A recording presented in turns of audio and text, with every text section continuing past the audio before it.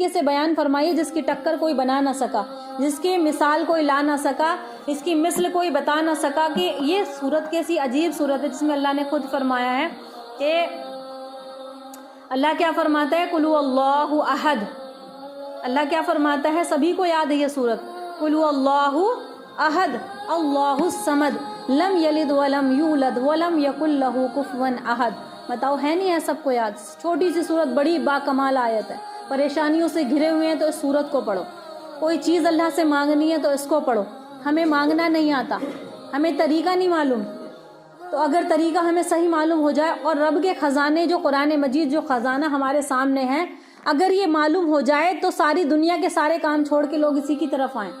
اگر یہ پتہ چل جائے کہ رب اتنا مہربان ہے، ہمارے لیے کیا کیا خزانے لے کر بیٹھا ہے، تو سارے دنیا کے کام چھوڑ کے لوگ ادھر کی طرف آ جائیں۔ ایک واحد اکیلی صورت اور کئی وظائف میں خواتین کو جو مجھ سے آتی ہیں مسائل کے لیے، میں اس کو بتاتی ہوں، کئی چیزوں میں یہ کام آتی ہے، کئی چیزوں میں۔ اس کو اپنی زبان پر زیادہ جاری رکھو، اللہ کی توحید بیان ہوتی ہے، ایک بات۔ دوسری بات، کبھی مشکل پیش آئے تو اللہ سے ہم جب مانگ ہی رہے ہیں اللہ سے، تو اس کو خوب کثرت سے پڑھو، پورا گھر مل کر پڑھے۔ مقدمے کا معاملہ ہو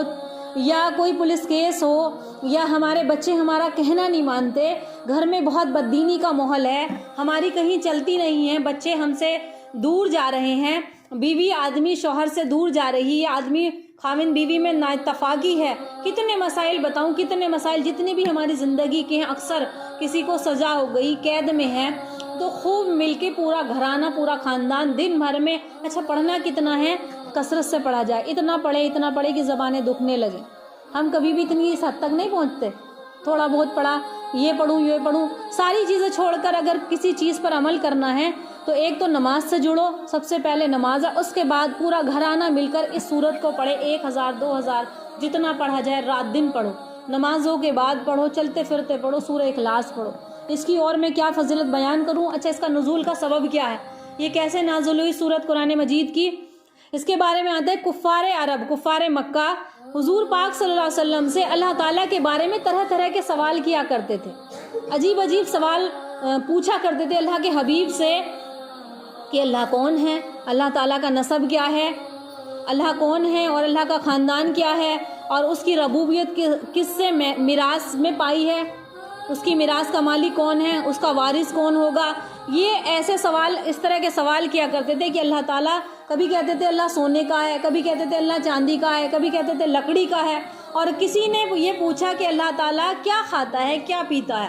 جب طرح طرح کے سوال جب کفار مکہ اللہ کے حبیب سے کرتے تھے، اس کے عوض میں اللہ تعالیٰ نے یہ پیاری صورت نازل فرمائی۔ اس کا شان نزول اس طرح سے ہوا، کون سی صورت ہے کہ پھر ان کے سوالوں کے جوابات میں اللہ تعالیٰ نے یہ اپنے حبیب پاک محمد مصطفیٰ صلی اللہ علیہ وسلم پر یہ آیت نازل فرمائی، قُلْ هُوَ اللَّهُ أَحَدٌ، کہو کہ اللہ ایک ہے، اللہ الصمد، وہ بے نیاز ہے، لم یلد ولم یولد، نہ تو اس نے کسی کو جنا ہے، نہ تو اس نے کسی کو جنا، نہ ہی وہ کسی کو جنتا ہے، اور نہ ہی اس سے کوئی جنا ہوا ہے، نہ تو وہ پیدا کرنے والا ہے، نہ اس نے کسی کو پیدا کیا ہے، اور وہ اپنی ذات میں یکتا ہے، اکیلا ہے، اس کے جیسا کوئی نہیں ہے، اس کے جیسا کوئی نہیں ہے۔ اپنی ذات صفات میں واضح بیان فرما دیا کہ اپنی معرفت کی راہ روشن کر دی کہ کفار کے جاہلانہ خیالات اور ان کی تاریکیوں کو جن میں وہ لوگ گرفتار تھے، گمراہ تھے جو لوگ، تو اپنی ذات اور صفات میں نورانی بیان فرما دیا کہ قُلْ هُوَ اللَّهُ أَحَدٌ اللَّهُ الصَّمَدُ لَمْ يَلِدْ وَلَمْ يُولَدْ وَلَمْ يَكُنْ لَهُ كُفُوًا أَحَدٌ، کہ اللہ نبی جی فرما دیجئے کہ کہہ دیجئے ان کفار مکہ سے آپ کہ کہو کہ اللہ ایک ہے، اللہ الصمد، وہ اللہ ایک ہے اور وہ بے نیاز ہے، نہ اس کی کوئی اولاد ہے، نہ وہ کسی سے پیدا ہوا ہے، اور نہ اس کا کوئی شریک ہے، اس کے جیسا کوئی نہیں، اس کا ساتھی کوئی نہیں، اس کا ہمسر کوئی نہیں، اس کی مثل ہے ہی کوئی نہیں۔ تو اللہ تعالیٰ نے سورہ اخلاص کی چند آیتیں یہ فرما دی، بیان کر کے اپنی توحید بیان فرما دی اللہ تعالیٰ نے، اس میں اللہ کی توحید بیان ہے، اور یہ قدیم، اور اللہ تعالیٰ ہر چیز سے پاک ہے، نہ وہ کھاتا ہے نہ پیتا ہے، اسے کسی چیز کی ضرورت نہیں ہے، اور وہ قدیم ہے، وہ پیدا ہوتا ہے، حادث کی شان ہے، اور اس لیے کہ وہ کسی کا بیٹا، نہ تو وہ کسی کا بیٹا، نہ کسی کا باپ، نہ اس کے کوئی اولاد ہے، اور وہ ہر چیز سے پاک ہے۔ اس صورت مبارکہ کی فضیلت کے متعلق بہت سی حدیثیں آئی ہیں، ان میں سے ایک یہ ہے کہ اگر 3 مرتبہ اس صورت کو پڑھا جائے تو پورے قرآن کی تلاوت کا ثواب ہے، تہائی قرآن پڑھنے کا ثواب ہے اگر تم نے 3 مرتبہ اس آیت کو پڑھ لیا۔ ایک شخص نے اللہ کے نبی صلی اللہ علیہ وسلم سے پوچھا، اے اللہ کے حبیب مجھے سورت بڑی پیاری ہے، مجھے اس سورت سے محبت ہے۔ بہت سی سورت جب ہم ورد کرتے ہیں تو اس سے اب سورہ فاتحہ ہی کوئی لے لو، نماز جس کے بغیر نہیں ہے، تو ہم قرآن پڑھتے ہیں تو اس سورت کی ابتدا کرتے ہیں، آغاز اسی سے کرتے ہیں، کوئی کام کرتے ہیں سورت کی ابتدا کرتے ہیں، قرآن پڑھتے ہیں تو اس سورت کی ابتدا کرتے ہیں۔ کتنی محبت ہے سورت سے، اور نمازوں میں پڑھتے ہیں، الگ سے بھی پڑھتے ہیں۔ تو ایک صحابی کہتے ہیں کہ اللہ کے حبیب اس سورت سے مجھے بڑی محبت ہے، تو اللہ کے حبیب صلی اللہ علیہ وسلم نے کیا فرمایا کہ اس کی محبت تجھے جنت میں داخل کر دے گی، کہ اس کی محبت تجھے جنت میں داخل کر دے گی۔ یہ سورہ اخلاص تھی جس کے بارے میں یہ شان نزول تھا اس کا۔ تو اللہ کی توحید اس میں بیان ہوتی ہے، اور اللہ کے پیارے حبیب نے اپنے صحابہ کرام کو کیا تربیت دی تھی۔ یہی دین تھا، یہی کتابیں تھی، یہی قرآن مجید تھا، کچھ نہیں بدلا۔ قرآن مجید وہی سورہ یاسین آج بھی ہم پڑھتے ہیں، وہ بھی اس زمانے میں پڑھی جاتی تھی۔ اللہ کے حبیب نے قرآن پڑھا، حضرت عمر بن خطاب خلفائے راشدین میں ابو بکر صدیق نے قرآن پڑھا، حضرت عثمان غنی رضی اللہ عنہ نے قرآن پڑھا، حضرت علی رضی اللہ عنہ نے قرآن پڑھا، حضرت عمر فاروق، خلفائے راشدین، بڑے بڑے صحابہ کرام نے قرآن اپنی زبان میں پڑھا۔ خود اللہ کے حبیب جب تلاوت کرتے ہوں گے تو کیسا اللہ کی رحمت دنیا پر برستی ہوگی۔ خود جب صحابہ کرام قرآن پڑھتے تھے، حضرت ابو بکر صدیق قرآن پڑھتے تھے تو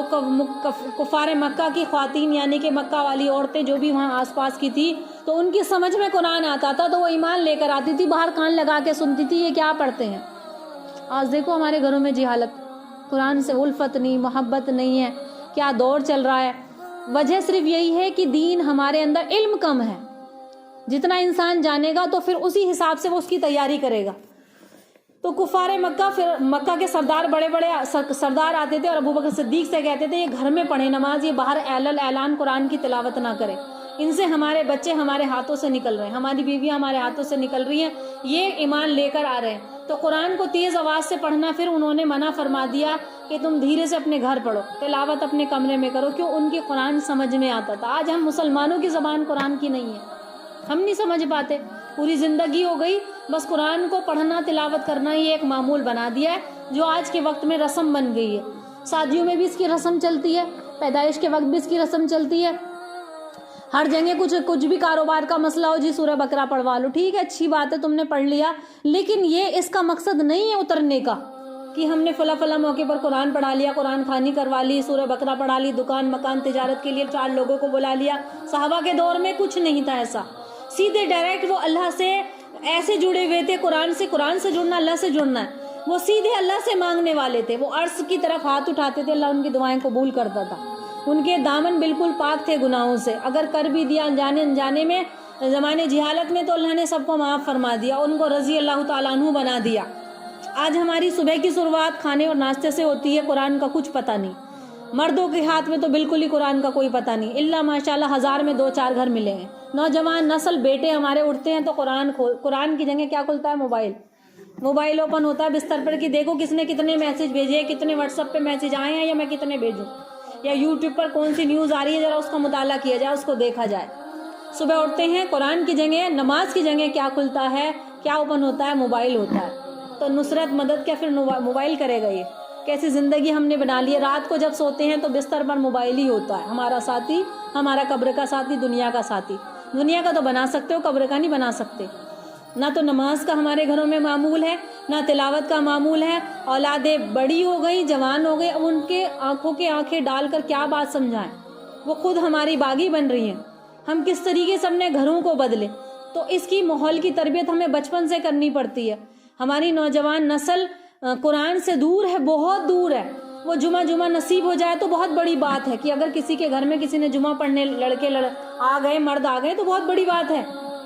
تو سارا گھر کا نظام تباہ اور برباد ہے۔ پھر وہ بھاگتے ہیں عاملوں کے پاس، جب کچھ پریشانی ہوتی ہے تو کہاں بھاگتے ہیں؟ عاملوں کے پاس، کہ جی تعویذ بنا دو ہمارا کاروبار نہیں چل رہا، جی تعویذ بنا دو ہماری شادی نہیں ہو رہی، جی رشتے نہیں ہو رہے، جی تعویذ بنا دو ہماری بیوی بہت بیمار ہے، جی تعویذ بنا دو ہمارے گھر میں ساس بڑی ظالم ہے، اس کا منہ بند ہو جائے۔ تمام طرح کی یہ جاہلانہ حرکتیں، اب سیدھے اگر قرآن سے آئیں گے نا تو قرآن وہ کتاب ہے جو علم، اب اس کے علم کے ذریعے سے ہمارے سینے روشن ہوں گے،